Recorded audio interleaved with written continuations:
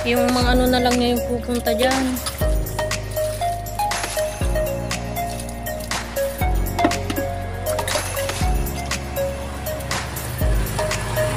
Parang hindi tumataas yung ano mo. Lalaki na kayo mga nandun. Hindi tumataas yung kamatis mo. Lalaki na kayo nandun. May patabay. Kaya nga. Naudlot yan ang pag ano yan. Baka bulok na yung ilalim niyan.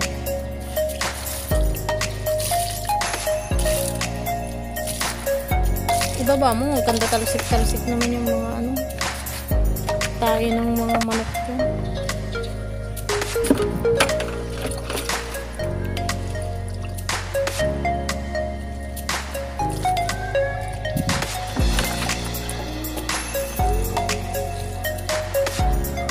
Mabilis matuyot yung ano nila, yung lupa, gawa ng ano.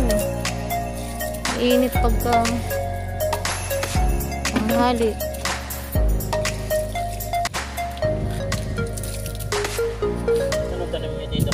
Yung sili na maano, labuyo maanghang.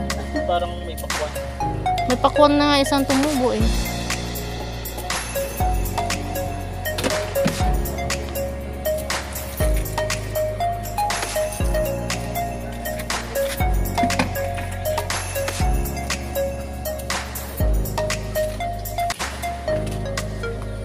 Malapit na yan.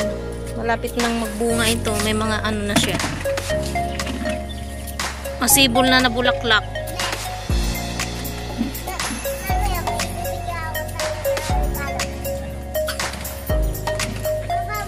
Mataba yung kanilang mga dahon. Ayan guys.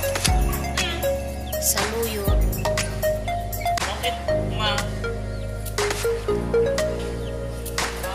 Mahaba na rin ang ating mga saluyot.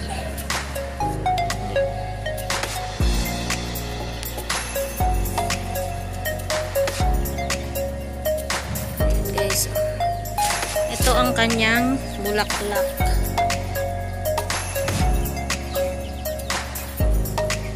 Malapit nang mamunga ang ating pipino.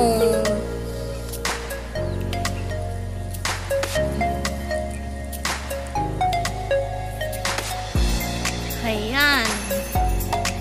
Mabilis lang itong magbunga eh.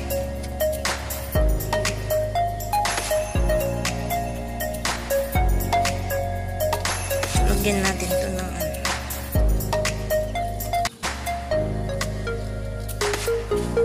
Ayaw niyang pumunta doon ay para kumapit siya dun sa may yung isa pupunta na siya.